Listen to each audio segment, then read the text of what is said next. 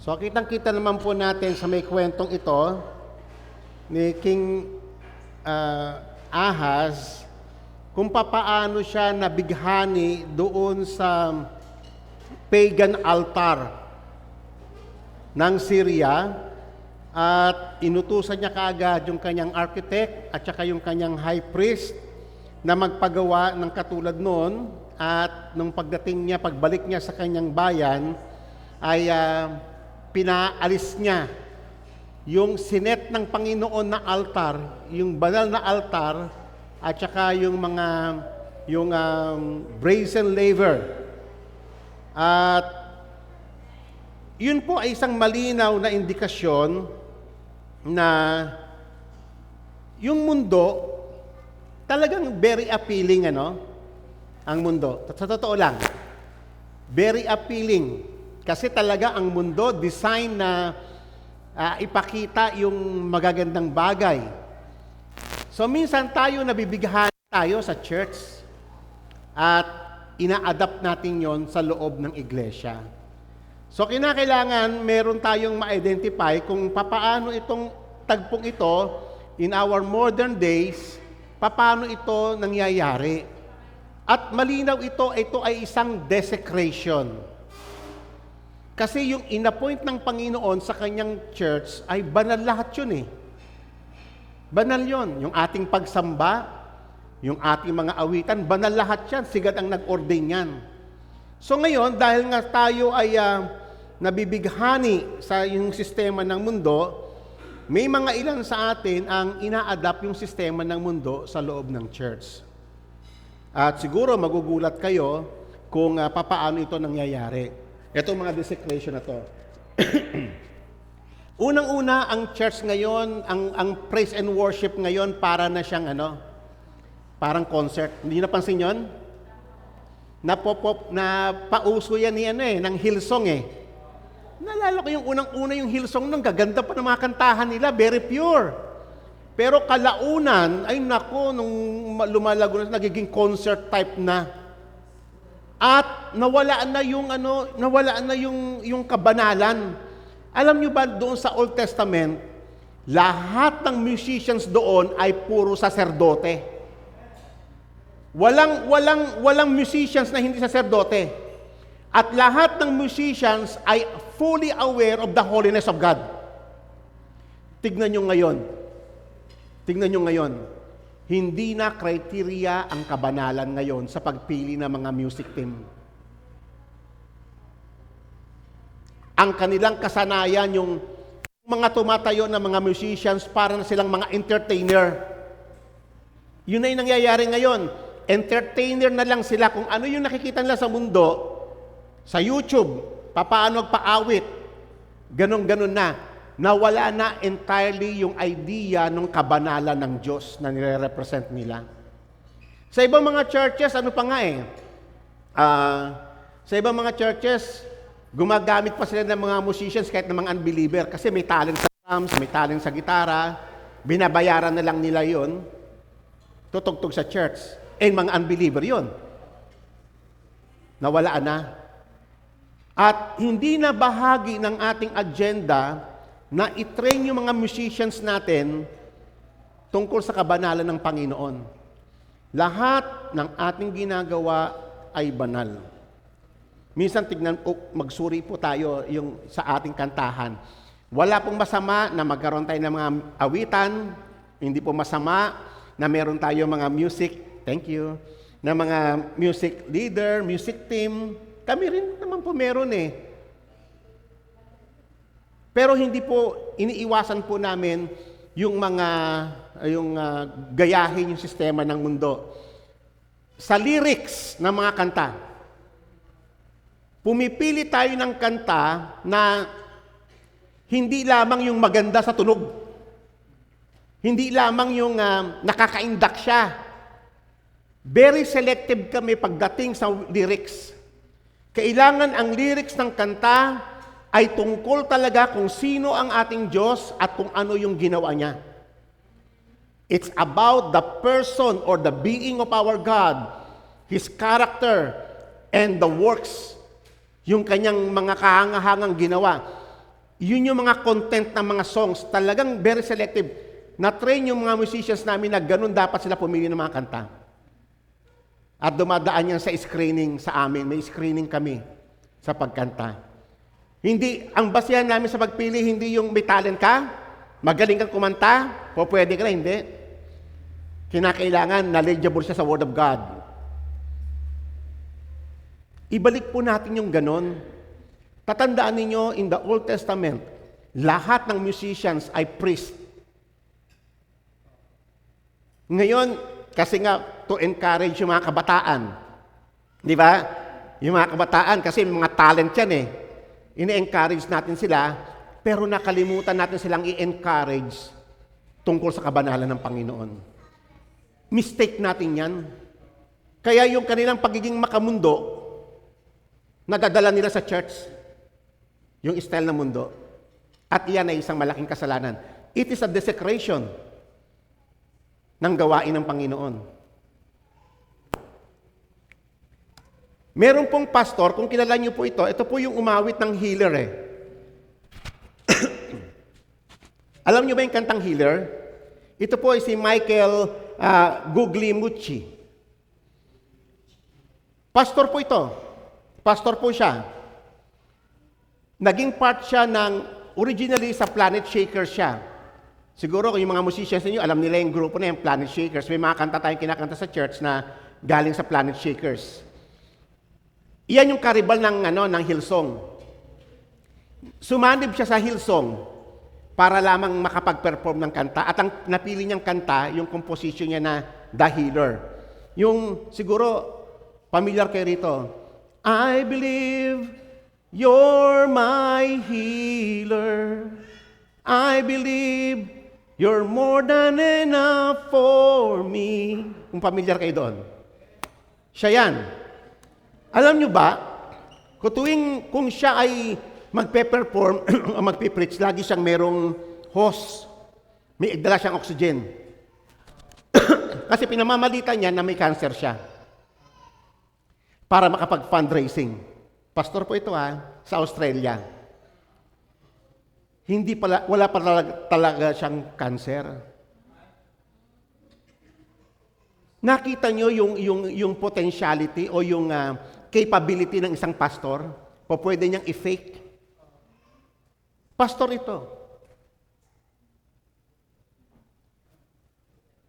Kaya minsan kung siguro napapansinin niyo yung mga halimbawa ko, akala niyo ni-exaggerate ko lang, totoo po yung nangyayari po talaga yon. Talamak sa iglesia. Mag-ingat kayo. Tinawag tayo sa katotohanan. Lahat ng sinasabi na sa tao ay totoo. Wala tayong pinifake. Amen po ba? Pananagutan natin sa Panginoon yan. Nabisto siya. Kaya siya tinanggal sa pati yung sa mga recordings, pinagbawalan, pati sa church, pinagbawalan na siya. Nung nalaman, na fake lahat. At ang masama nito, kung kailan nabisto na siya, saka lang siya umamin.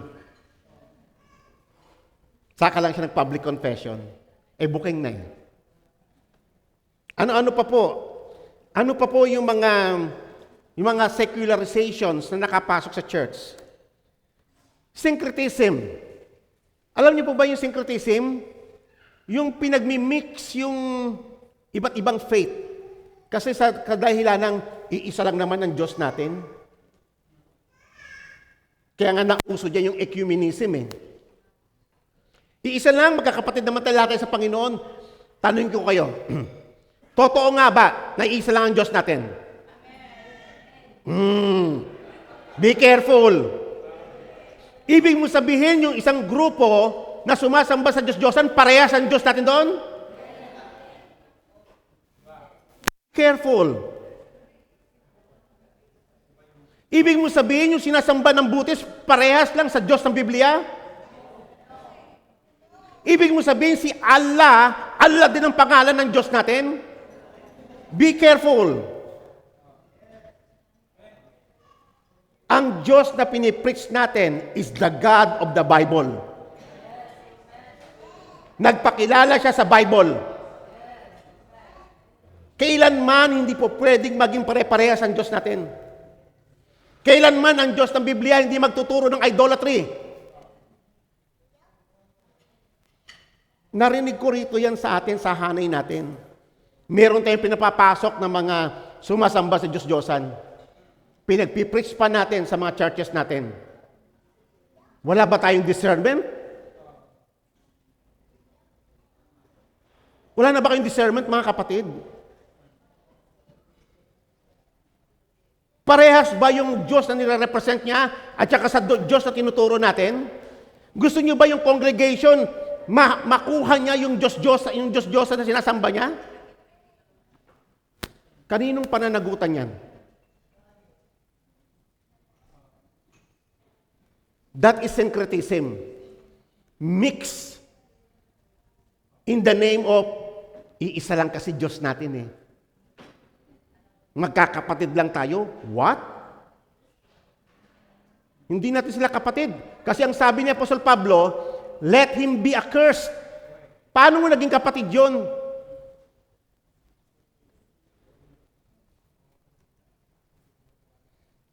Ang syncretism is a mixture of religious beliefs, blending differing religious beliefs, philosophies, and practices into something new. Yan po ang syncretism. Hindi natin napapansin yan, pumapasok yan sa church. Sa church na pinagkatiwala ng Diyos sa atin. Ito po yung pep talk preaching na sinasabi ko sa inyo kanina. Parang si Joel Osteen, isa siya sa mga halimbawa nito. Ano po ba ang pep talk preaching? It is a form of preaching focused on motivational communication to boost yung moral ng tao, regardless kung siya ay masama ang pamumuhay niya. Kunyari, mayroong isang politiko na corrupt, kakutsaba ng DPWH, at ikaw yung pastor nag-minister doon, sa halip na sana na-expose mo yung kasalanan, binubus mo pa yung moral niya.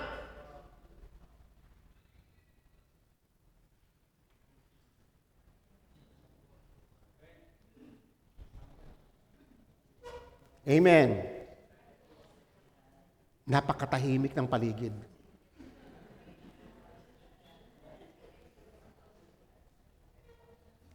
Instill confidence, maging kapatid. Sabi mo sa politiko, pagpapalain ka ng Panginoon, mahal ka ng Panginoon.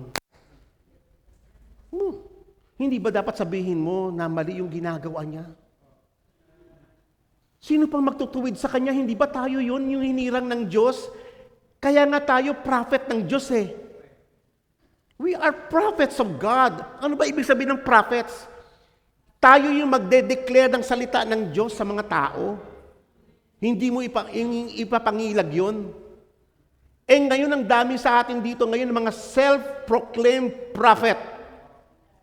Ang dami niyan dito sa atin sa Ilagan, sa Isabela. Mga self-proclaimed prophets.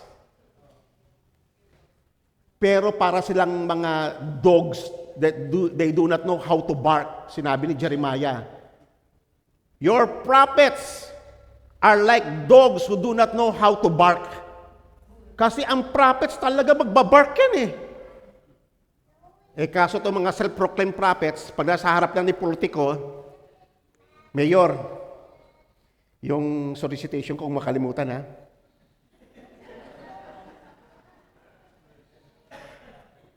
Congressman, yung bubong ng church namin ha. Governor, wala po kasi kami sasakyan sa church eh. Where is the gospel na dala-dala sa atin? Where is the gospel na in-entrust ni God sa atin? Na iyon talaga, in the first place, ang ituturo mo sa kanila. Wala. Na-compromise. Hello? Kaya nga ito ang tanong, mga kapatid. What if one day, kasi si God ang nagbibigay ng lahat ng opportunity eh. What if one day God has given you an opportunity to preach to a political figure here on our nation? Ano ang gagawin mo doon? Sa pagkakataon na binigay ng Diyos.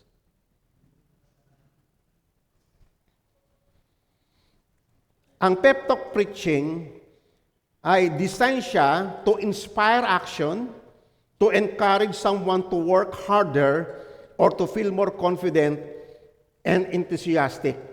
Not exactly to repent from his sin. Yan ang motivational, yan ang inspirational, yan yung puro encouragement lang. Pero yung pinaka gospel na nagko-call sa kanya to repent, hindi niya natuturo. Kasi yun ang starting point ng isang sinner sa kingdom of God. Repentance. Reconciliation, yun ang una niyang kailangan. Kaya nga, if you fail to preach the gospel to him, anong umpisahan niya? Sa may Bible, yung sinabi ko kanina sa Luke 13 verse 3, I tell you, sabi ni Christ, hindi po ito pep talk preaching. I tell you, unless you repent, you will all likewise perish. Sinabi rin ng Panginoon sa mga scribes and Pharisees, hypocrites. Mismo salita to ng Panginoon, ha? You travel, sabi niya sa mga tagapagturo, you travel from sea to land to make one proselyte, makapag-convert lang kayo ng isa. And when he become one of you, you make him twice as much as the son of the hell. Ask yourselves. Oh, bibigat ano? Siguro sabihin mo, si Jesus, hindi naman siya marunong ng pep talk preaching. Amen.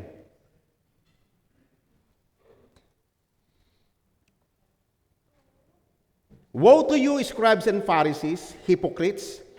For you are like whitewashed tombs, which on the outside appear beautiful, but inside they are full of dead men's bones and all uncleanness.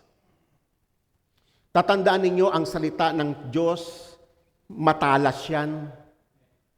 Two-edged sword yan. Kung talagang ipipreach mo yung full gospel, ay two-edged yan. Talagang manunugat talagang salita ng Panginoon. Hindi ba ganyan ang ginawa ng Diyos sa atin? Nung una, sinugatan niya tayo eh. Pero matapos niya tayong sugatan, anong ginawa ng Panginoon? Pinagaling niya tayo.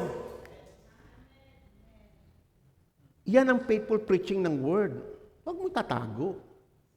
Sabihin mo yung totoo.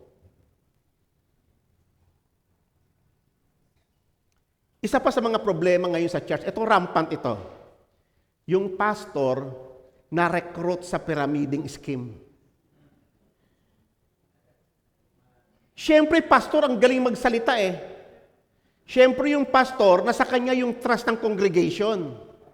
Pag siya ay na-hook sa multi-level sales, hihikayat, gagamitin ko ngayon yung pulpito ng Panginoon, kukumbinsihin ko yung mga congregation, lalo yung mga mayayaman, na mag-invest sa pyramiding pong tawag nun.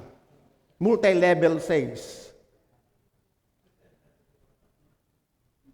Siyempre, yung mga tao, maginiwala siya eh. Biro mo yung pastor, alam mo, ang galing na salesman ng pastor. Dagdagan niya pa ng Word of God. Di ba? Very convincing. Mga kapatid, ito ang pamamaraan ng Diyos para kayo ay payamanin. Paunlarin para kayo makawala sa kahirapan. Biyaya ito ng Diyos, mag-invest na kayo rito. Oh, palakpakan naman yung congregation. Kasi nga, hindi na i-preach yung gospel talaga eh.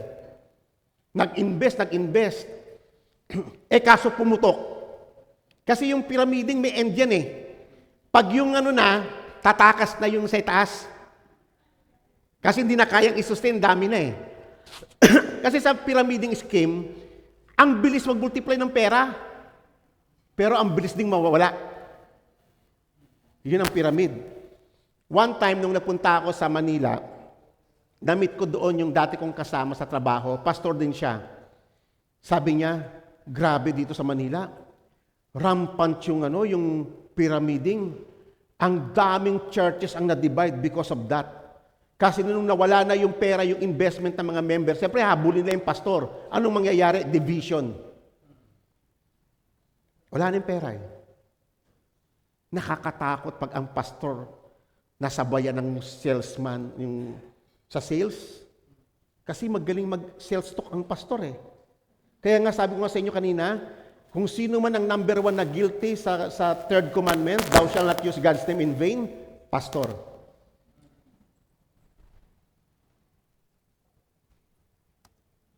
Yan. Isa pa ito sa malala.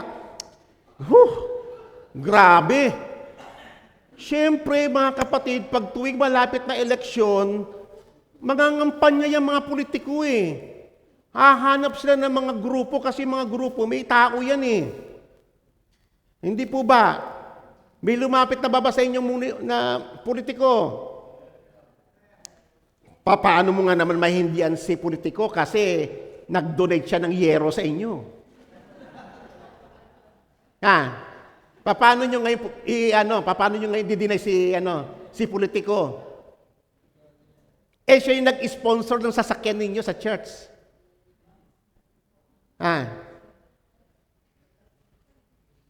Ang lesson dyan, wag kayong lalapit sa politiko. Meron ng ito hindi church meron ng isang teacher, kasi ang teacher magaling din sa solicitation. Nag-solicit sa office of the ganito. Nagbigay nga ng TV kasi kailangan daw sa school nila ng TV, nagbigay nga ng TV. Pero alam nyo ba, ang pinapirmahan sa kanya resibo, resibo blanco,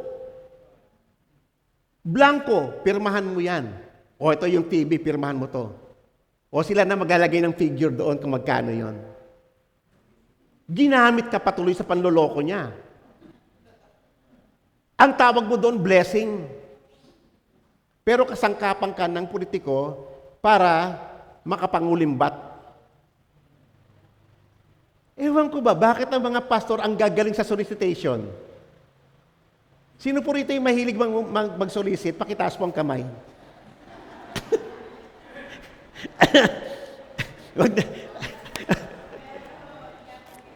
Lagi na lang.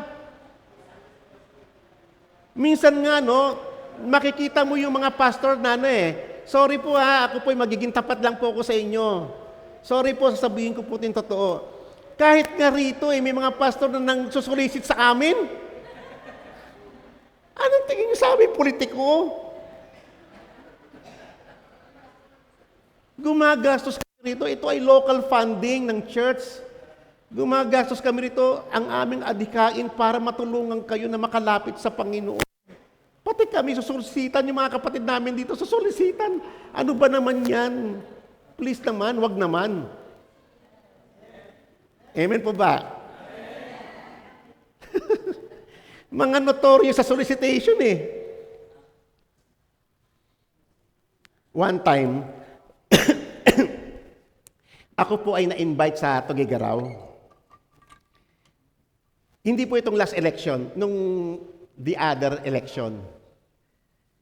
Nagkataon na malapit ang election at ako yung preacher na invited speaker nung kanilang anniversary. Ang daming politiko. Ang tono lang naman ng preaching ko about yung holiness ng altar ng Panginoon. Na si Christ lang dapat ang tinuturo rito. Wala nang iba. Wala nang ibang akyat sa may pulpit ito kundi si Christ lang. Si Christ lang mamagnify. Kasi pagkatapos ng preaching ko, tinawag na yung mga politiko para magsalita. Alam mo, sabi ng mga politiko, wala na po kami masasabi. Sinabi na po ni Pastor lahat ng dapat namin sabihin. Walang isa mang politiko ang nagsalita na doon. Nagkampanya, wala na.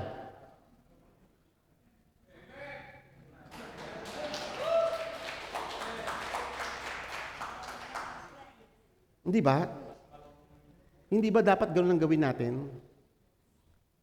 Yung gagamitin yung pulpit for the sake, siyempre mga politiko yan, magdo-donate yan Lahat malapit ang eleksyon, magbibigay yan. Tapos papatayuin mo doon sa may pulpit, magsasalita. Para sa kailang personal agenda, magpipreach sa congregation? Sino ang may kasalanan dyan? Kayo na po nagsabi niyan, ha?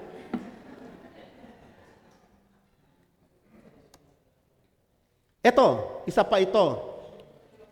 Ang preaching galing sa Facebook. Hindi mo alam kung saan galing yun. Basta maganda sa tinig, parang magandang tunog. Kukunin ng pastor, ipipreach siya sa may pulpit. Tawag yan Facebook theology. Secular na MC. Secular na secular, mag-MC. Kasi nga nakikita ng mga nag-MC yung style ng mundo eh. O gagayahin niya rin yung style ng nakita niya sa may YouTube o sa ano. Pagtayo niya sa may pulpit, para rin siyang parang celebrity rin mag-preach. Mga kapatid, mag-ingat po kayo, lagi niyo po i-consider ang kabanalan ng Panginoon. God is holy. Ito ay pulpit niya. Limited lang ating kapangyarihan. Bantayan natin ang church sa mga invader, sa mga intruder. Isa pa ito, kasi sa mundo kasi very effective yung emotionalism eh. Ina-adapt din ito sa loob ng church. Iyakan moment. Sa pag-aakala na pag umiyak na, spirit-filled na yung tao.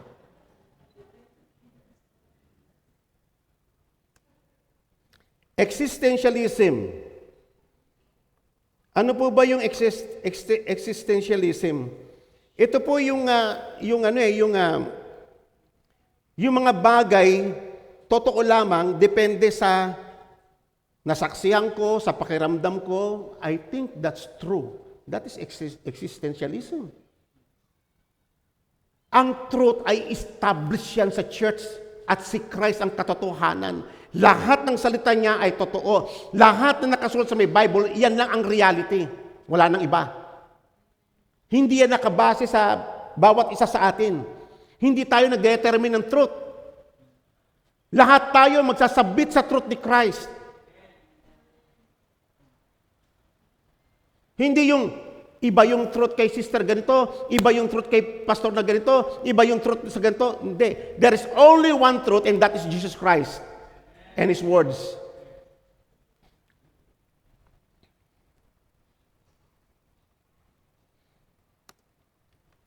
Relativism. Yung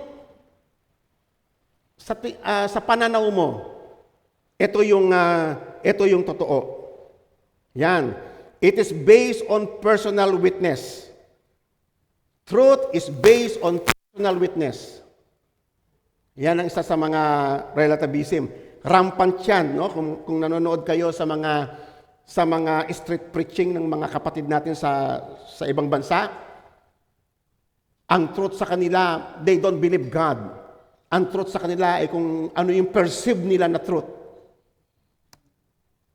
Ito, yung approach sa mga tao is parang secular psychology.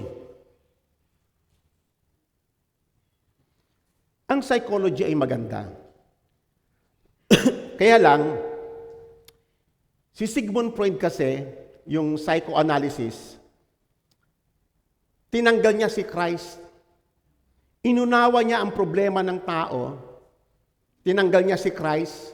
Tinanggal niya yung kwento ng kasalanan, yung fall of man.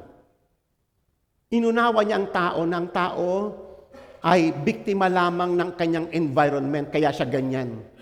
Kaya siya rapist, kaya siya addict ngayon kasi may nangyari sa buhay niya na ganito-ganito. Yan ang secular psychology. Inia-apply yan sa church ngayon sa mga preaching. Ayan. Tayo mga pastor, may mga pastor, sa totoo lang, maraming pastor, hindi lang kakaunting pastor. Maraming pastor ang nag-agree sa LGBT agenda. Pumapayag na rin sila magkasal ng same sex. Sino po rito yung agree doon? Na okay lang na ikasal ang lalaki sa lalaki, babae sa babae. Huwag na po kayo magtaas ng kamay kasi mabibisto kayo. Rampant po yan. Alam nyo ba ang Methodist na divide because of that? Nakakwentuhan ko, may kaibigan akong isang Methodist.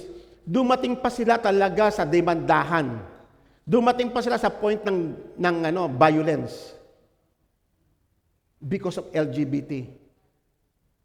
Magkakasal ba ng LGBT o hindi? Nakakwentuhan ko mismo. Meron tayong naging kasama rito from San Manuel, yung matanda, yung puti ang buhok. Galing siya sa Methodist, yun din ang kwento niya. Na-divide ang church nila. Isa siya sa mga umalis. Kasi nga, approved na yung same-sex marriage sa loob ng church. Kapatid, nakakatakot po yan. Kailanman ang pakikipagtalik sa the same sex is abomination to God. Kailanman.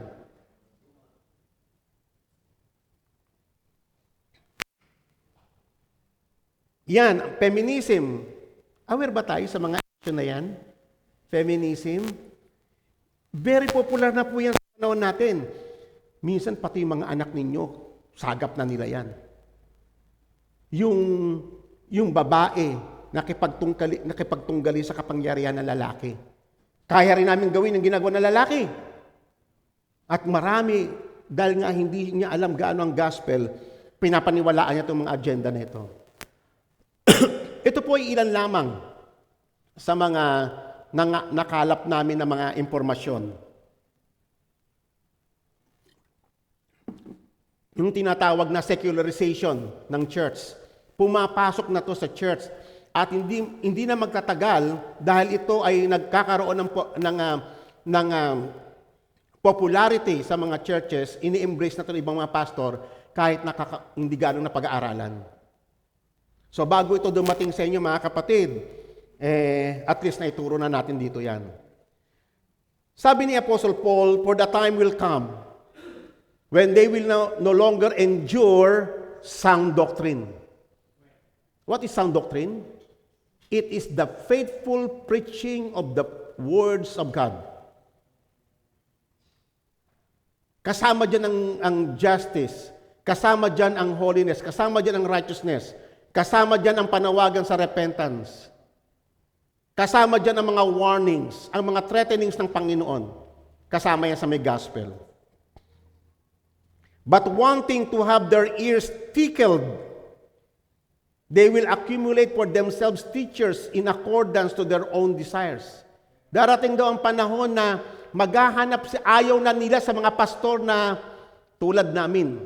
Masakit magsalita si pastor. Ang gusto na nila yung mga mahaharuyo magsalita.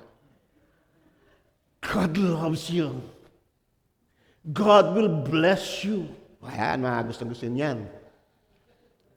Yung pastor na lagi naka-smile. Hi.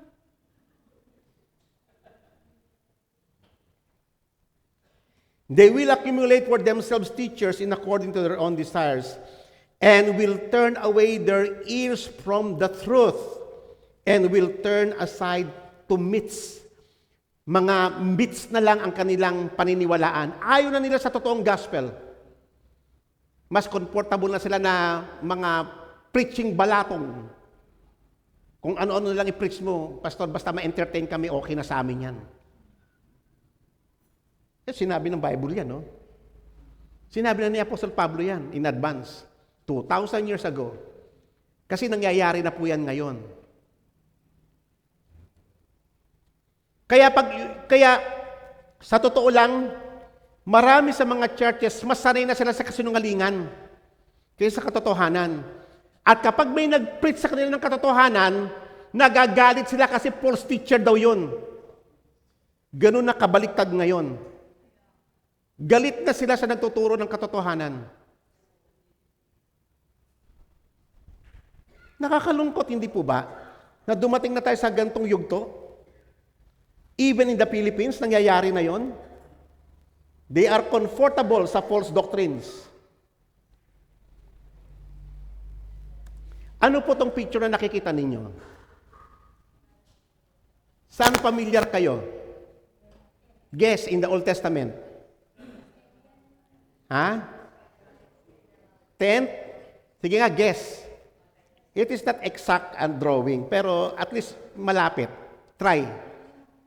Yan yung tabernacle sa wilderness. Di ba? Nung inilabas sila ng Panginoon sa Egypt, pinormation sila ng Panginoon. Nasa gitna yung tabernacle, at sa paligid ng tabernacle, ito, diyan nakakampo yung mga priests and Levites. Outside dito ay mga 12 tribes of Israel. 3 tribes sa north, 3 tribes sa east, sa west, 3, sa south, 3. Si God ang nagposisyon. Si God ang nag-assign ng kailang mga formation.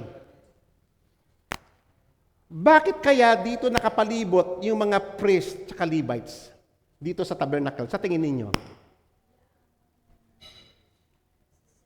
Kasi iyan tayo eh. Yan tayo, mga pastor. Tayo yung priests and Levites. Ito yung congregation. Sino makapaliwanag? Basahin natin ang Word of God. But the Levites, sabi ng Panginoon sa Numbers chapter 1, shall camp around the tabernacle of the testimony, so that there will be no wrath on the congregation of the sons of Israel. So the Levites shall keep the charge of the tabernacle of the testimony. Why? Kasi ang Diyos ay banal.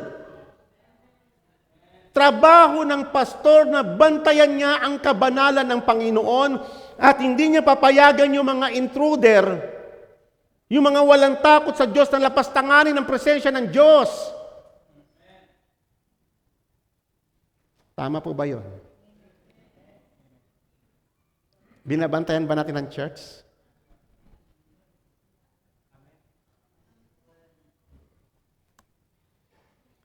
I have given the Levites as a gift to Aaron and to his sons from among the sons of Israel to perform the service of the sons of Israel at the tent of meeting and to make atonement on behalf of the sons of Israel so that there will be no plague. Alam niyo ba yung plague? Salot. Among the sons of Israel in their coming near to the sanctuary. Kasi yung mga lingkod ng Diyos, yung mga Levites, tayo, yung mga priest, tayo yung trained eh. Tayo talaga yung pinagkalooban ng Diyos ng maraming karunungan tungkol sa ating Diyos eh. Hindi po ba? Sangayon po ba kayo doon? Tayo yun eh. Trabaho natin na bantayan upang yung kamangmangan ng ating mga congregation na hindi pa ganong kilala ang Panginoon ay wag silang papasok ng basta-basta ng ganon, wag silang mag-i-intrude. For example, bigyan ko kayo ng isang halimbawa. Merong isang malaking church dito sa Pilipinas. And even here in Ilagan, meron silang branch. Malaking church sila. Narinig ko sa kanya, sa isa sa mga kinikilala na mga leaders nila, hindi sila kumukuha ng kung sino-sinong elder. Basta mayaman siya, pwede siyang qualified siya na maging elders. What? Ganun ba kayo mamili ng elders? Basta mayaman? Basta malaki ang pera sa bangko? Basta may kotse? Basta malaki magbigay ng... Basta giver? Yun ba ang basihan para maging elder na siya? Basahin niyo ang Timothy. May instruction ng Panginoon para sa mga elders. Sensitibong trabaho yan eh. Ang mga elders nga dapat alam nila ang salita ng Diyos. Ngayon, kung sino-sino ng mga baguhan pa lamang, kinukuha nating elders na wala pa nga, ignorant pa nga sa Word of God. Ignorant pa nga sa kabanalan ng Diyos. Bibigyan mo ng ganong kalaking kapangyarihan?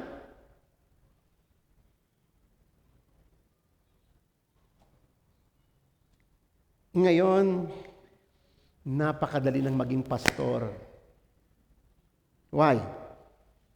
Makakitaan ka lang ng konting potentialities. Pastor ka na. Nakakalungkot.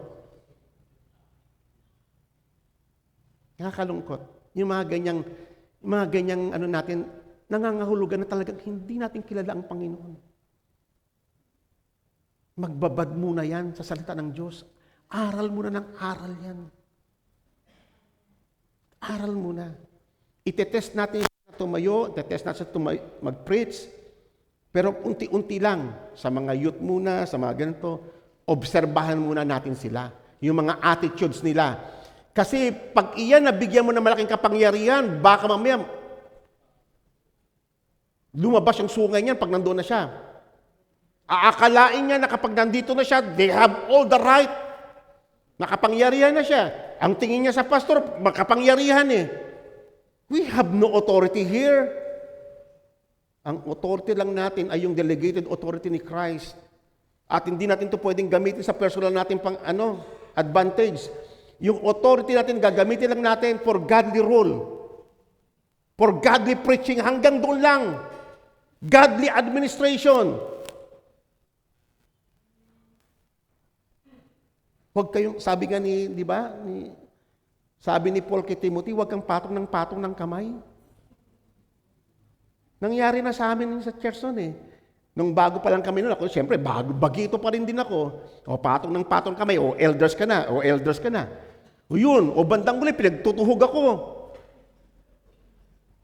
Sila mismo ang sumuwag sa akin. Natutunan ko rin yun eh. Tama yung sinasabi ni Apostol Pablo. Huwag kang basta-basta papatong ng kamay. Kasi hindi lang naman ability to preach yan eh. Hindi po ba? Pati character. It must be a proven character. Na makita niya muna yung servant leadership ni Christ. Ganon si Christ, ganon ang leadership niya eh. Ganon si Christ. So bago mo sila i-entrust yung mga sensitibo na pamamahala sa iglesia, they must be trained in righteousness. Not only in yung galing nila sa pagpipreach, kung hindi yung kailang attitude, how to manage yung maliliit na pinagkatiwala sa kanila ng Panginoon. Amen po ba? Babantayan natin ang church. Actually, may specific instruction dyan si Apostle Paul patungkol sa ganyan. Huwag yung mga proselyte, huwag yung mga baguhan pa lamang. Baka mag-fall sila sa the same error ni Satan. Amen.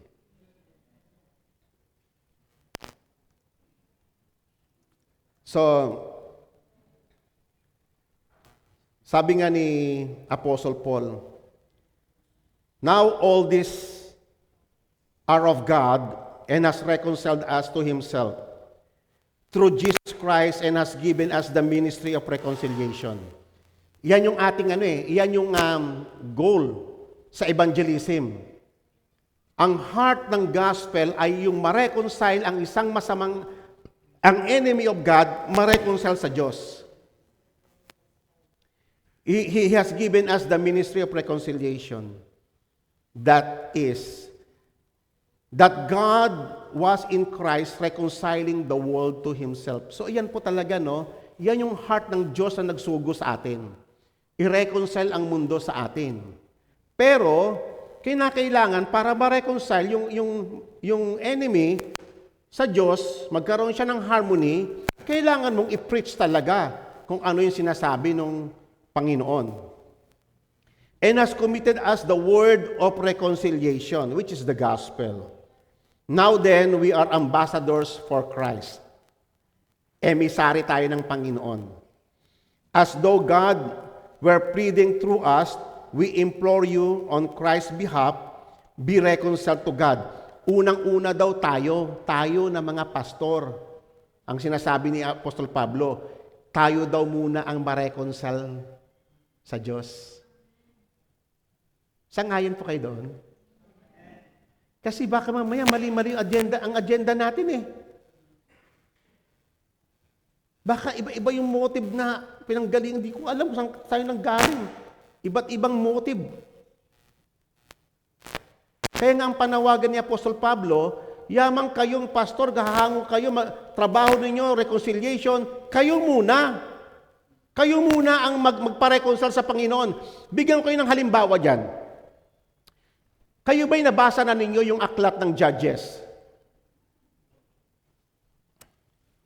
Nakapangihina ng kalooban. Nabasa na ba ninyo yung Book of Judges? Ano yung huling kwento ng Book of Judges?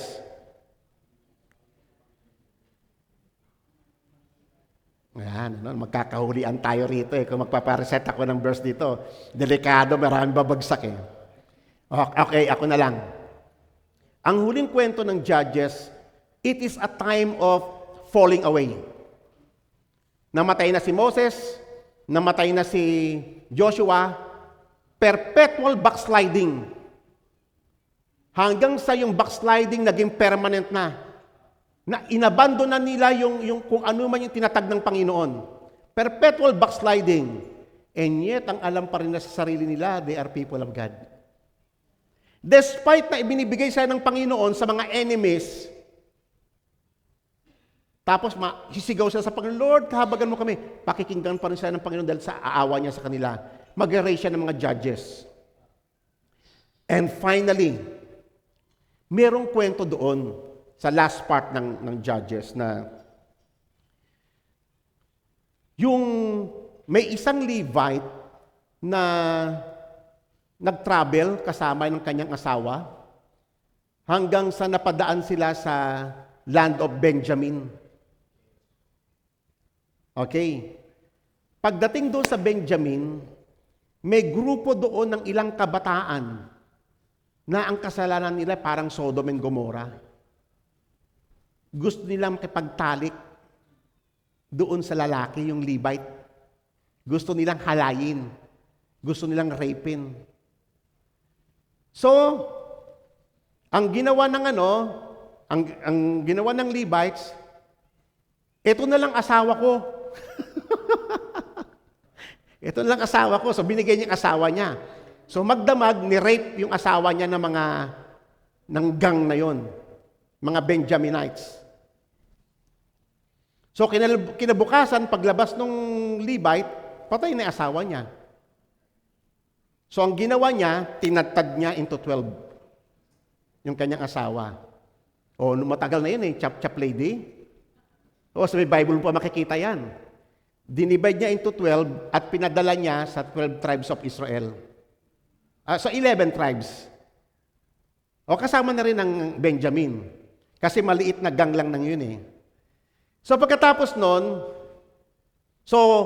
sabi ng mga Israel, isang malaking kasamaan tong ginawa nila. Halika, punta tayo doon. So, nagsama-sama lahat ng tribes, yung 11 tribes. Nagsama-sama sila. Kinonfront nila yung pamahalaan ng Benjamin. Kapatid din nila yon. Kasama yun sa 12 tribes eh. And then, ilabas ninyo yung mga gang na yan. Ilabas ninyo. Sapagkat dapat silang pagbayaran yung ginawa nilang krimen. Anong ginawa ng pamahalaan ng Benjamin? Katulad din ng kasalanan ng Sodom and Gomorrah. Mismong gobyerno mismo, Sodomite. Bata, matanda, mayaman, mahirap, Sodomite lahat. Rule na sa kanila yon. Ganon din ang Benjamin. Sa halip na ibigay nila na masama tong ginawa ng grupo na to, kinampihan nila yung maliit na grupo. So, ano nangyari? Nagsama-sama ngayon yung 11 tribes versus 1 tribe. Nagkaroon ng digmaan. O, ito na. Ito very interesting ito. Bago lumusob yung 11 tribe sa kapwa nila Israelita, yung Benjamin, bago nila lusubin, nag-pray muna sila sa Panginoon. Tama naman yun, hindi po ba? Kumonsulta sila sa Panginoon, Lord, lulusubin po ba namin yung aming kapatid o pababayaan na lang namin? So sabi ng Panginoon, sige, lusubin nyo. Nilusob naman nila. Nalagasan sila ng libu-libong mandirigma. Libu-libo, nalagas. Pagkatapos noon, di iyakan sila sa Panginoon. Lord, bakit naman sinabi mo kasi na lumusob kami, kaya kami lumusob eh. Lord, ang dami nalagas. Lulusob pa ba kami, uuwi na lang kami. Sabi ng Panginoon, sige, lumusob kayo. Dilusob naman sila. Paglusob nila, ang dami na namang namatay. Nabasa niyo ba yon? That was in the book of Judges. Tapos doon, ito na, finally. Finally, alam niyo kung ano yung ginawa nila? For the third time, sumangguni uli sila sa Panginoon. And this time, nag-offer sila ng peace offering. Nag-offer sila ng peace offering. Alam niyo ba yung peace offering? Familiar ba kayo sa Old Testament yung 5 offerings? Merong burnt offerings, merong sin offering, merong guilt offering, merong peace offering, at merong grain offering. Lahat ng offering na yon, it represents Christ. The gospel we have now. Nag-offer sila ng peace offering kasi si Christ ang peace offering natin eh. Para ma-reconcile yung tao sa Panginoon. Nag-offer sila ng peace offering. Saka pa lamang sila pinagtagumpay ng Panginoon. And what does it mean? Ano ang message ng Diyos doon? Kahit kayo kaaway ng Diyos eh. Magpe-pretend kayo na kayo mag-execute ng justice ng Diyos, kaaway nga kayo ng Diyos. Nakuha niyo yung message? Kaya nga sabi ni Apostle Paul, kayo muna magpa-reconcile sa Diyos. Hahayo kayo doon, mag-preach kayo doon ng reconciliation. Ikaw nga, kaaway ka ng Diyos eh. Ang sakit ano?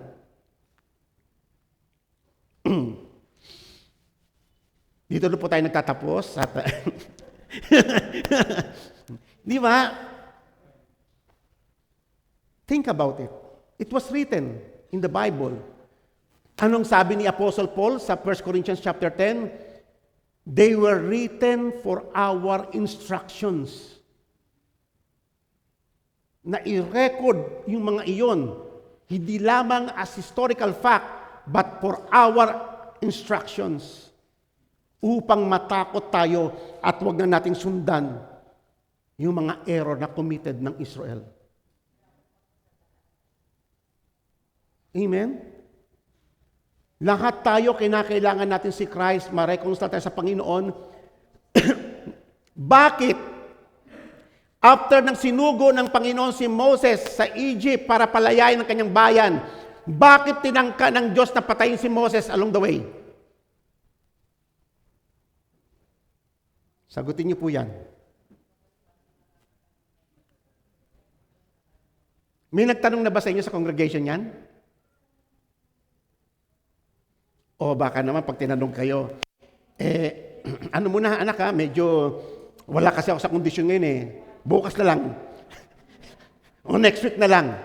Pumunta ulit yung member ng church. Pastor, 1 week na po. Ano po ba sagot doon?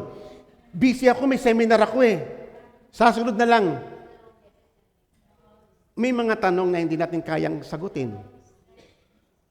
Pero that is vital. Assignment ninyo. Assignment ninyo.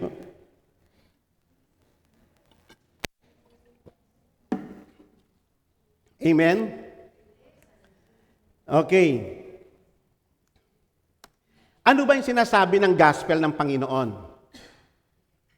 Paano para ma-reconcile ang tao? Tingnan nyo yung declaration ni Apostle Paul sa Ephesians chapter 2. You were dead in your trespasses. Ganyan ang condition ng lahat ng tao. Patay. Walang nag-uugnay sa Diyos. Wala silang makitang liwanag. They have no hope and they have no future because they have no God. Yan ang condition ng taong patay sa kasalanan. In which tayo din daw, once upon a time, we also walk according to the course of this world. Hindi po ba? Yes. According to the prince of the power of the air, the spirit who now works in the sons of disobedience. So, yun pala ang kalalagayan nila. They were sons of disobedience tulad din dati natin noon. Among whom you also all once conducted yourselves in the lust of our flesh. Dati yun. Fulfilling the desires of our flesh and of the mind, and where by nature we were children of wrath. Pag sinabing children of wrath, talagang ikaw yung object ng puot ng Diyos. Tatandaan ninyo, our God is a consuming fire. Huwag niyong kakalimutan yan. Alam niyo ba kung saan nanggagaling yung apoy ng impyerno? Saan galing yon? From God Himself. Sa impyerno, wala na pong mercy doon. Wala na pong grace. Sa atin, ang nakikita natin yung maliwanag na mukha ng Panginoon. Kasi kinahabagan niya tayo. We are reconciled to God. Pero sa mga wicked, ang nakikita nila yung the wrath ng Panginoon forever sa impyerno. Wala nang mercy. Wala nang cut off na sa lahat ng pwede niya matanggap sa Panginoon. Hindi totoo na wala si God sa impyerno. Nandoon siya, pero ang nararanasan ng mga tao doon ay yung puot niya forever and ever. Kaya nakakatakot ang impyerno. Hindi lamang yung apoy, but the wrath of God. Kaya nga ang blessing ng Diyos sa atin sa Numbers chapter 6, sabi niya kay Aaron, ganito mo i-bless ang aking bayan. The Lord bless you. The Lord make His face to shine upon you and be gracious to you. The Lord lift up His countenance upon you and give you peace. Yan yung grace of God. Ang nakikita natin ay yung liwanag ng mukha niya kasi kinahabagan niya tayo because we have been reconciled to our God. Amen po ba?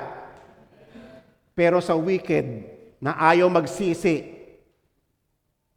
the wrath of God, because they are sons of disobedience, they were children of wrath.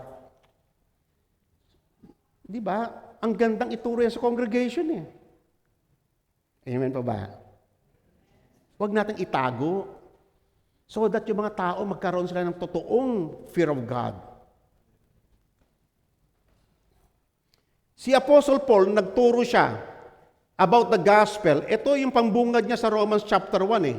For the wrath of God is revealed from heaven against all ungodliness and unrighteousness of men who suppress the truth in their unrighteousness. Ang mga tao ganyan sa mundo, they suppress the truth by their unrighteousness. They mock the word of God. Kaya ang puot ng Panginoon sa kanila, mananatili magpakailanpaman. And just as they did not see fit to acknowledge God no any longer, God gave them over to a depraved mind to do those things which are not proper. Ginibap na siya ng Panginoon. Basahin yan, ang dami niyan sa Romans chapter 1. Before na nag-preach siya ng gospel. That is the beginning of the gospel. I-preach mo muna ito para maintindihan ng tao ng malinaw kung ano yung dapat niyang pagsisihan at kung bakit siya dapat magsisi.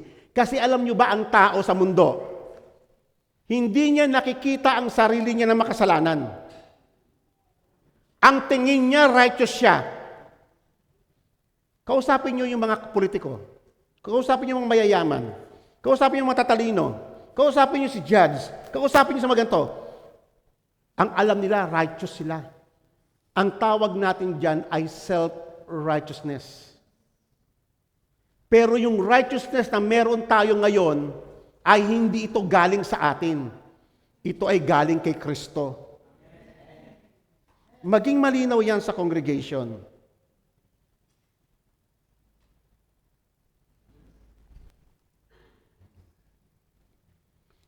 Being filled with all unrighteousness, wickedness, greed, evil, full of envy, murder, strife, deceit, malice. They are gossips, slanderers, haters of God, insolent, arrogant, boastful, inventors of evil, disobedient to parents, without understanding, untrustworthy, unloving, unmerciful, although they know the ordinance of God, that those who practice such things are worthy of death.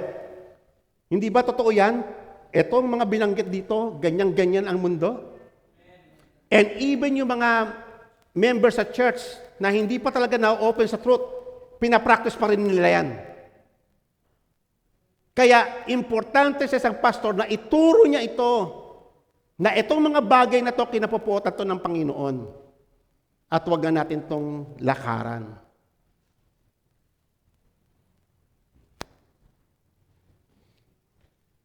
They not only do the same, but also they give hearty approval to those who practice them. Tignan niyo si John the Baptist kung paano siya nag-preach. Di ba? Nanawagan siya ng repentance. Sabi niya pa nga, no? Actually, si John the Baptist hindi niya alam yung pep talk preaching eh. Kasi yung ginamit niyang word, you brood of vipers. Ako nga, di ko kayang gamitin yun eh. Amen? Meron na ba kayong kung anong tao na sinabihan niyo ng ganyan? Ang tapang niya. Who warned you to flee from the wrath to come? Nakita niyo no yung tema, they always preach about the wrath of God. Kasi that is reality.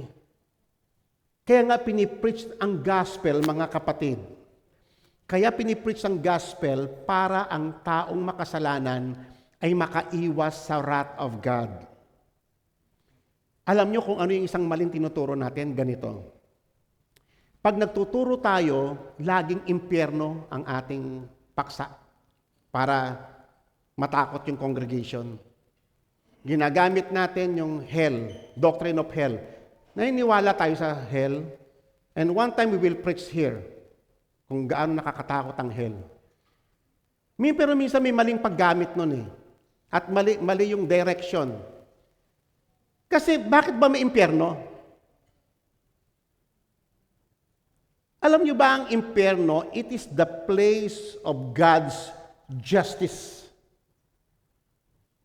Lahat ng mga tao na namumuhay sa katotohanan, those people who love wickedness rather than righteousness, yun ang lugar para sa kanila. It is a place of justice. And the only escape for a man na ma-escape niya yung hell is to embrace the gospel. Ang gospel, ang tinuturo niya ay the wrath of God.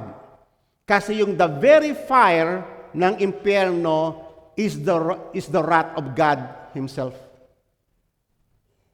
Yun yung nagpapalagablab sa impyerno, yung puot ng Diyos. Minsan pag-uusapan natin yan, the wrath of God. Magandang paksa po yan eh. Makita ninyo talagang For example, kung nabasa ninyo ang Daniel chapter 7, yung pinakita yung Ancient of Days, lumitaw yung the Son of Man. Doon pa lamang nakita na yung Son of Man eh, si Jesus Christ yun eh. The Ancient of Days is God the Father. And then, ano yung senaryo na nakita nyo sa Daniel chapter 7? Puro apoy. Sinet up yung throne ng judgment ng Diyos at puro apoy yung senaryo. Nakakatakot eh, yung vision na yun eh. Puro apoy, what does it mean? It is the wrath of God. Actually, kaya sinugo si Jesus Christ, based on that Daniel chapter 7, ang talagang mission talaga ni Christ is to bring judgment on earth. Pero nung actuality, nakita natin dalawang ano pala yan? Dalawang phase pala yan, yung first coming niya at second coming. Sa first coming niya, nag-provide muna siya ng atonement para ang tao ma-reconcile. Pero sa second advent niya, judgment. Wala nang mercy. Si Christ hindi na siya darating doon na parang lamb uli na magpo-provide ng atonement. Hindi na ganun. Kung hindi King of Kings, papamalas niya yung kanyang majesty. Papamalas niya doon. Yung judgment. Kaya nga sinasabi ni Apostle Paul yan sa Gospel, we will all come into the throne of Christ. Lahat tayo. Pag-usapan natin minsan yan para makatulong po sa inyo. Nakita nyo mga kapatid, no? Laging ganon ang tema nila. They always, si Apostle Paul, lahat ng mga doon, they always talk about the wrath of God na siyang missing na ngayon sa bibig ng mga preachers. Hindi na nila alam at hindi na pinipreach yung salitang wrath of God. Hi. Totoo po ba yon? Kaya nga yun ang reason para ang mga tao ay magsisi. Himukin yung mga tao na magsisi. Because that is the only escape. Kaya pag sa preaching ng gospel, pag may baguhan, make it sure na naintindihan nila bakit sila magsisisi. Hindi yung short lang, repent from your sin, and then ganito, number 2, number 3. Hindi po ganun yun. It doesn't work. Kailangan maging malinaw sa kanila, right from the very beginning, ano ba talaga yung dinedemand ng justice ng Diyos? And that is part of the gospel. Kaya nga sinabi niya, the axe is already root at the tree of the tree. Therefore, every tree that does not bear good fruit is cut down and thrown into the sea. Grabe mag-present ang gospel si John eh. Actually, ganyan din naman trabaho natin. Para rin tayo si John the Baptist, hindi po ba? Ang trabaho natin is to prepare the way of the Lord. Parehas lang tayo sa Kanya eh. Kaya lang kasi siya, hindi pa ganong revealed si Christ. Pero siya yung unang-unang nakaintindi na si Jesus Christ is the second person of the Trinity God. Siya yung unang-unang nakaunawa nun. So ngayon, tignan mo siya paano niya i-present si Christ. Bakit very effective ang kanyang ministry? Nag-preach siya ng repentance. Biruin mo, from people from all Judea, from Jerusalem, and other region, dumadagsang mga tao para magsisi ng kailang kasalanan. Paano nangyari yun? Wala namang mga musicians doon. Wala namang ilaw na papatayin doon para mag-iyakan sila. Ang preaching na naman dyan, the Baptist, you brood of vipers who want you to flee from the coming wrath. And yet, very effective. Why? Kasi yung words of God, nagtatrabaho siya, nagko-convict ng puso ng tao. Kahit hindi na siya i-manipulate, just speak the word of God. Hindi po ba? Sabi niya nga, paano niya present si Christ? Yung pagpunta ni Christ, may hawak daw siya na winnowing fork. Alam niyo yung winnowing fork? Yung parang pala na parang tinidor. Yun ang winnowing fork. Sabi niya ganon, lilinisin niya ang threshing floor. Paghihiwalay niya yung ipa at saka sa talagang may laman. Amen? He will gather the wheat into the barn, and he will burn up the chaff into an unquenchable fire. Alam nyo na kung ano yun. Unquenchable fire. So ganyan sila mag-preach. They just preach the word of God, and people repent. Kahit walang music, kahit walang dim light, kahit walang manipulations. Actually, hindi nga siya magaling si John sa yung maharuyong magsalita. Wala siyang methodology. And yet, very effective. Tignan niyo ito. Maging malinaw sa atin to kapatid. Itong yung sinabi ni Apostle Paul. Romans 5:8-10. But God demonstrates His own love toward us. In that, while we were yet sinners, Christ died for us. Much more then, having now have been justified by His blood, we shall be saved from the wrath of God. Saan tayo naligtas? Oh, hindi sa impyerno, no? Oh, nakita niyo yung difference? Na-omit yung wrath of God na siyang very reason kung bakit may impyerno.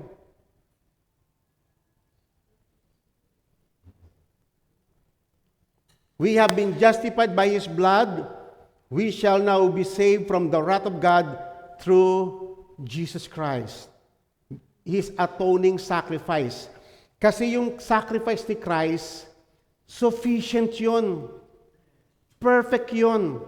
Nabayaran niya yung talagang dinidemand na justice ng Diyos laban sa ating kasalanan. Yung sacrifice ni Christ, naapis niya yung puot ng Diyos, yung nagalagablab na puot ng Diyos, naapis yun ng sacrifice ni Christ. At itong tagpong ito, mga kapatid, dapat maging malinaw ito sa congregation. That is the gospel. Na paglubag ng Panginoong Yesus, ng kanyang atonement, yung puot ng Diyos laban sa atin. Tinanggap tayo ng Diyos. Pinatawad tayo ng Panginoon. At alam nyo ba kung bakit siya nag-resurrect? What is the reason of His resurrection?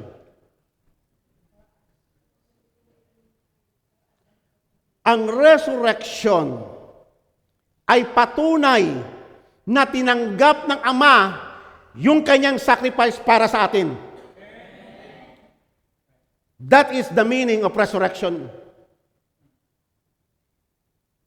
Na-release ang mercy ng Panginoon, ang kanyang forgiveness, ang kanyang biyaya, na-reconcile tayo at tinanggap tayong kanyang mga anak at tagpagmana ng kanyang mga salita. Because of His death and His resurrection. For if while we were enemies, nakita niyo yung word na yon, enemies, we were reconciled to God through the death of His Son. Much more, having been reconciled, we shall be saved by His life. Amen. Now, sige, may time pa ako. Okay lang ba, 3:00 mag-end ako? Okay lang. Punta na tayo doon sa mission talaga natin. Yan. Ano nga ba talaga ang trabaho natin sa church? Hindi ko na cover yung lahat ng ating, ang haba pa kasi ako, mahaba pa talaga. Kulang talaga oras. Ito, mag-focus tayo sa mission natin, kung ano yung panawagan ng Diyos sa atin. He gave some to the apostles. Tignan niyo ang purpose sa bakit tayo tinawag ng Panginoon. Kabilang tayo rito And He gave some to be apostles, some prophets, some evangelists, some pastors, and teachers. Tayo yun. For what purpose? For the equipping of the saints for the work of ministry. Na siya naman ginagawa nating lahat. Pero hindi lang doon. Ang sumunod na purpose is for the edifying of the body. Ma-edify ang buong body sa katotohanan tungkol kay Kristo. Till we all come to the unity of faith and to the knowledge of the Son of God. So nakita nyo, yun yung trabaho natin, na talagang pagtatsagaan nating turuan ng congregation Ang purpose ay ma-conform sila sa image ng Panginoong Yesus. That is our ultimate goal as a pastor. To a perfect man, to the measure of the stature of the fullness of Christ. Iyan yung trabaho natin na papaano natin ipiprepare si Christ, yung dadaanan niya para sa paghahari ng Panginoon sa kailang mga buhay. Ipiprepare natin ang congregation na maging kalarawan ng Panginoon, hindi kalarawan natin. Amen? Kasi minsan ang focus na tayo ang galing talaga ni pastor. Ang galing talaga mag-preach ni pastor. Walang gagaling pa sa pastor namin. Nahubog na kay pastor. Kawawa naman si Jesus. Puro pastor na.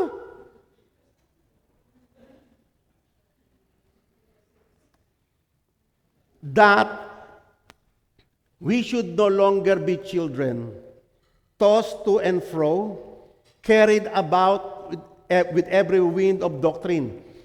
Kapag ang church na talagang na-train siya na turuan ng gospel, ay makakaasa kayo. Kahit saan pumunta yung congregation yun, hindi na sila maliligaw Pero kung madaling maligaw yan, kunyari may nagpunta lang na iglesia ni Cristo, na-convert agad sa iglesia ni Cristo, may na-convert sa Jehovah's Witnesses. Kayo nung kasalanan yan. Si pastor, hindi kasi naituro yung tama. Kasi sinabi yan dito yung matyagang pagtuturo ng pastor, titibay sila by the trickery of men and in the cunning craftiness of deceitful plotting, but speaking truth in love, may grow in all things into Him who is the head, Christ. Mahuhubog sila doon. Magiging matibay sila sa pagkakilala na kay Kristo. Kahit saan mo man sila dalhin, hindi na sila masisway. Na-establish sila kay Kristo. Nakilala talaga nila si Jesus Christ. From whom the whole body, joined and knit together, by what every joint supplies, according to the effective working by which every part does its share, causes growth of the body for edifying and itself in love. So darating ang time, yung paglilingkod nila purified na rin. Naintindihan na kasi talaga nila yung reason bakit sila nagsiserve. It is because of the Lordship of Christ. At iyan ang pagpapagal ng isang pastor. Kaya matagal siyang magturo. And then, let a man regard us in this manner, as servants of Christ and stewards of the mysteries of God. Moreover, it is required in a steward to be that one may be found faithful. It is required. Alam niyo po ba yung salitang required?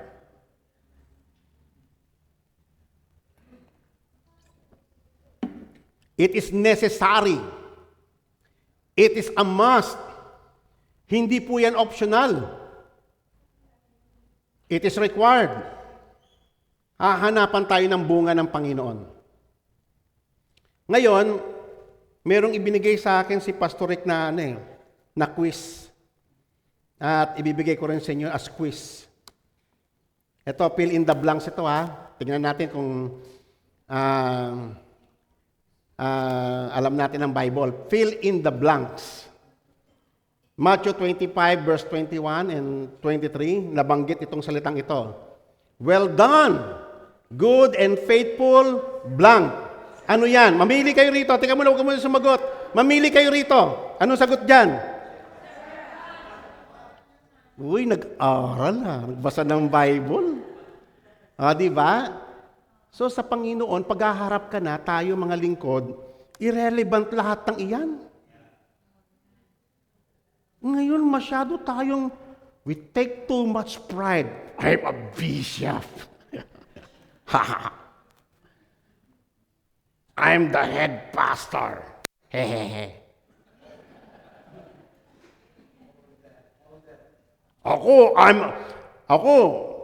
masigit pa ako sa inyo. Prophet ako. Sabi naman ng isa, prophet ka lang. Apostle naman ako. Grabe, no? We take too much of that title. Hindi naman yan ang hahanapin siya ng Panginoon. Yan naman ang sasabihin siya ng Panginoon eh. Actually, isang magandang topic yan, ano? The book of Matthew, hindi niya ginamit ang salitang servant. Ang ginamit niya, slave. Patungkol sa mga naglilingkod kay Jesus. Assignment niya na, the book of Matthew, ang tawag niya sa lingkod ay slave. Hindi servant. Bakit kaya? Assignment ninyo. Okay.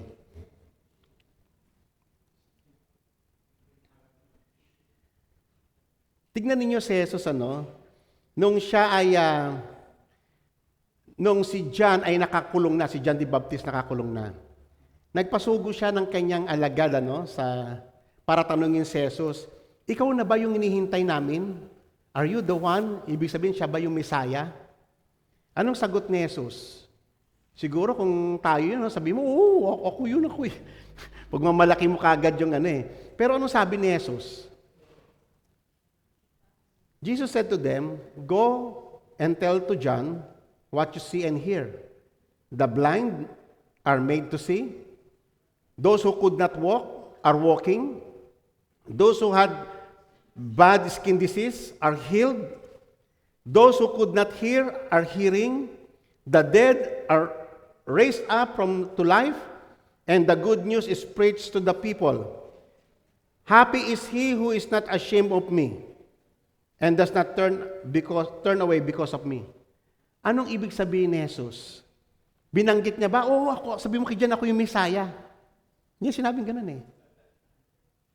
Ang sinabi niya, basahin mo yung ginagawa ko.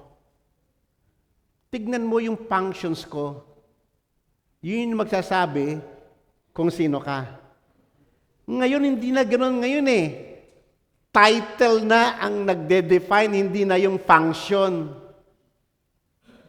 Di ba? Gustong-gusto lang yung title ng pastor. Gustong-gusto yung title ng ganito. Pero hindi naman siya fit doon. Meron pa nga ako nakausap dito. One time, nakausap ko siya dito mismo sa seminar eh. Bishop na daw siya ngayon. Bishop. Dati, pastor lang siya sa ganun, ngayon, bishop daw siya. Kakalula tong taong ito ha. Ang lakas ng dating, para may electric pan, ang lakas ng hangin. Oh, hindi na ako makahinga.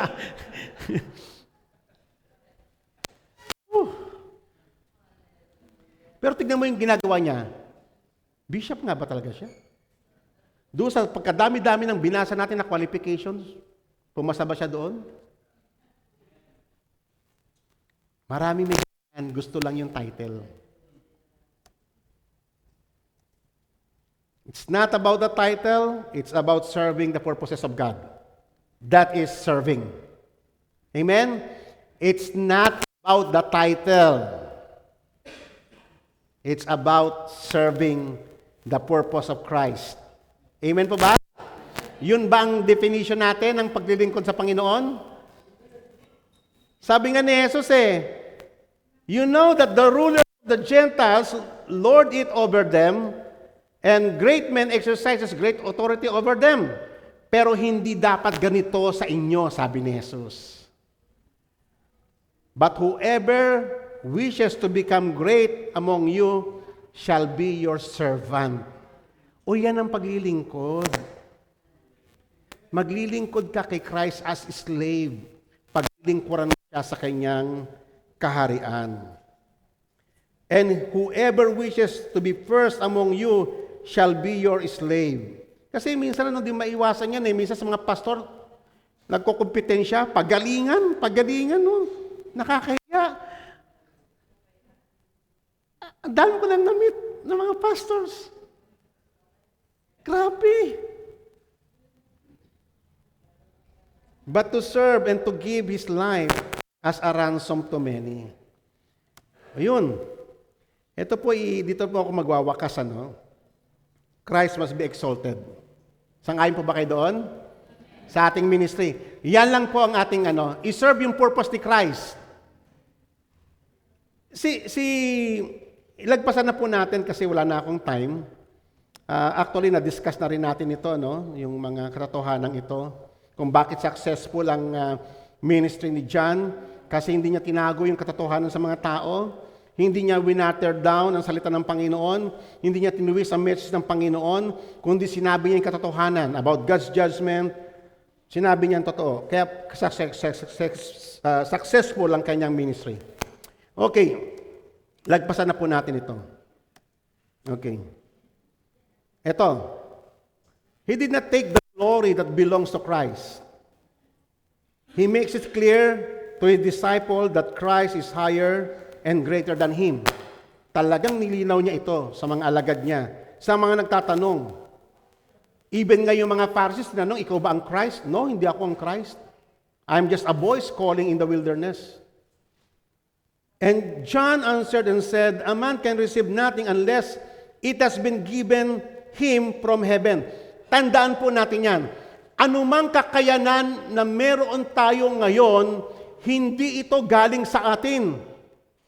Ito ay galing sa Diyos. At iba yung kakayanan na binigay sa bawat sa atin. Aminin natin yon. Know our limitations. Amen? Hindi lahat kaya nating gawin. Bahagi lang ang ating gagampanan sa kaharian ng Panginoon. Tanggap niyo ba yon? Bahagi lang. Hindi lahat kaya nating gawin. Kaya tanggapin ninyo si God, si Christ, dinistribute niya yung gift sa iba't iba. At lahat ng iyon, si Christ ang mamamagnify, hindi tayo. We will not magnify yung gift over Christ. Man cannot receive nothing unless it has been given from Him. Lahat ng meron kayong katangian ngayon o kakayanan, yan yung inaportion ni Christ sa inyo. Huwag na po kayo mag-go beyond doon. Ang mahalaga, ma-serve natin ang purpose ng Panginoon. Maliit man yung pinagkatiwala niya sa atin o malaki man. I-serve natin yung purpose ni Christ. Christ must be exalted. Kahit maliit lang yan, po pwedeng ma-exalt si Christ. He who comes from above is above all. Ang galing sa earth ay earthly lang and we speak of earthly things. Totoo naman eh. Ang kaya lang natin sabihin, earthly things lang. Kasi we came from earth. Pero si Jesus galing sa langit. And then, finally, dito tayo magwawakas.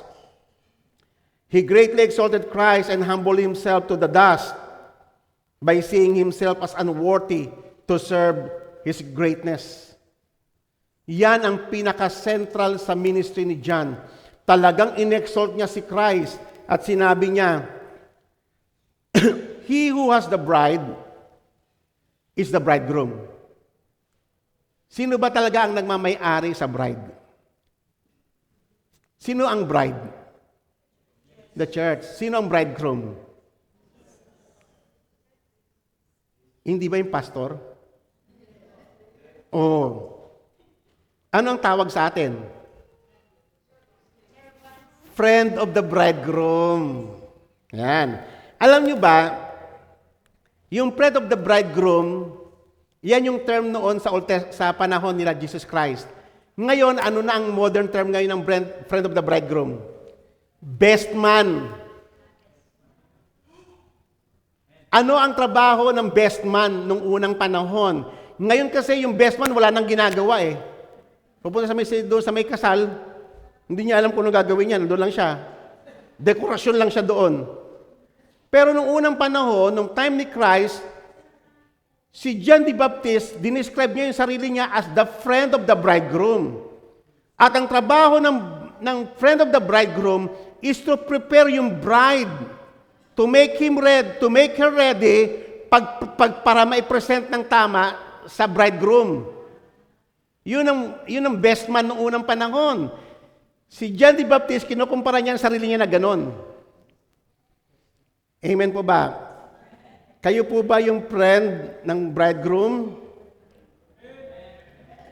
Okay. So, kagalakan ng friend of the bridegroom na ma-ready yung bride. Kagalakan nyo na i-prepare ang church para kay Christ. Kontento na kayo doon. Okay. So, yung friend of the bridegroom, hindi siya nakikipag-compete sa bridegroom. Anong ibig kong sabihin? Di ba dito sa Pilipinas, uso yung, di ba yung tulay mo, may tulay ka pag nagliligawan eh. Di ba? Yung best friend mo, tulay mo yun. Doon sa niligawan mo. Eh kaso, may mga tulay na nanunulot. Sa halip na siya yung mapangasawa nung niligawan niya, sila'y nagkatuluyan. Ano ba yan? Nangyayari yan sa church eh. Sinusulot si Christ. Inangkin na ng pastor ang church. Hindi na si Christ ang na-exalt, siya na. Amen. We are just friend of the bridegroom. Amen. Okay. So ngayon, kagalakan niya. Sabi nga, dinescribe ni John, He who has the bride is the bridegroom, but the friend of the bridegroom, who stands and hear him, rejoices greatly because of the bridegroom's voice. Masaya na siya na narinig niya yung tinig nung Kahit wala na siya doon sa eksena, masaya na siya. So this joy is of mine, has made full. He must increase, but I must decrease. Masaya na ako na makita ko yung kasalan nila. At ako nandulok sa sansulok, nanonood ako na-accomplish ko na yung purpose ko. Tapos na yung mission ko. Na-imit ko na yung bride, yung church para sa Panginoon. Amen? Yun lang tang trabaho natin eh. Masaya na tayo doon. Yun ang kagalakan natin. Ibig sabihin, tagumpay yung ministry. Pag nagawa mo yon, huwag ka na makisiksik doon. Si John the Baptist, kinumpara niya sarili niya na andun lang siya sa sulok, nakikita niya, masaya na siya eh. Narinig niya yung boses ng bridegroom at saka yung bride. Yung church, talagang fully kayang i-confess yung kanyang faith kay Christ. Kagalakan na ng pastor yun. Na yung church na develop sa katuruan ng Panginoon. Naintindihan niya talaga yung gospel ng Panginoon. Masaya na siya doon. Amen po ba? Yun ang trabaho natin. He must increase and I must decrease. Dalawa yun eh. He must increase, pero ikaw, you must decrease. Hindi lang one way. Hindi lang yung, lahat naman tayo, pinag-uusapan natin eh, let's exalt Christ. How about, I must decrease? Di ba? Twofold yun eh. Iba mo yung sarili mo. Lumagay ka sa tama mong kalagyan. Let yourself be decreased. Hayaan mo na si Christ lang talaga. Yung attention, yung focus, yung devotion, mapunta lang talaga kay Christ. Ikaw, masaya ka na. Na pag ganun ang estado, tagumpay. Tagumpay. Nagawa mo ng tama yung ministry mo. Successful yon kahit wala kayong pera. Successful ang ministry. Kasi yung church na develop siya, nakilala niya talaga si Christ eh. Naintindihan niya talaga ang ebanghelyo. Naintindihan niya talaga ang pangako ng ebanghelyo. Na-develop siya. And that is our joy. Amen. Sa purihin ng Panginoon, kinat ko na po yung topic natin ngayon. Hallelujah. Tayo pong lahat ay tumayo. Hallelujah. Napakabuti mo sa amin, Panginoon. We do not deserve, Father God, na tawagin mo kaming lingkod. Sapagkat, Lord, alam namin ang pinanggalingan namin. We are wicked people, O God. Kami mga taong lawless, kabilang kami sa mga taong rebelde laban sa iyo noon. Pero Lord, kinahabagan mo kami. Inentrust mo sa amin ang iyong salita, nagpakilala ka sa amin, O Lord. Salamat, O Diyos, na minulat mo kami sa iyong katotohanan, sa iyong ebanghelyo. Pinuno mo ang puso namin ng pag-asa, ng liwanag. Pinuno mo ng mabubuting bagay, O Lord. Nakita namin, O Lord, ang kamay mo sa aming buhay. Dumaan kami sa maraming hardships, O Lord, pero pinakilala mo na nandoon ka sa aming kalagitnaan. Lord, wala nang ibang treasure kundi ang makilala ka, Panginoon. That is the highest treasure na po pwede namin makamtan sa mundong ito. Because you are our ultimate inheritance. You are our portion, Panginoon. Bumaliktad man ang mundo, O Lord God, ikaw lang ang portion namin. And you have given us the Holy Spirit as a token na kakamtan namin ang lahat ng ito. Salamat, O Diyos, sa trabaho mo sa aming kalagitnaan. Sa maikling pagtuturo namin, Panginoon, ang Espiritu mo ang sumasa amin, ang siya nagtuturo sa amin. Ikaw, O Lord, ang nagkukonvict sa puso ng mga tao. Ikaw ang nagbibigay ng pangunawa, pagkamulat ng puso't isipan. Wala sa lakas namin, Panginoon. It's all about you, O God. It's all about you. Kaya nga, Panginoon, wala kaming po pwedeng kuning papuri para sa aming mga sarili. Sapagkat ikaw lang nagbigay sa amin ng katalinuhan, ng kalakasan, ng tagumpay. Sa iyo nagmula lahat, ang seminar na ito, ang lugbenyo, Panginoon, pinagamit mo sa amin.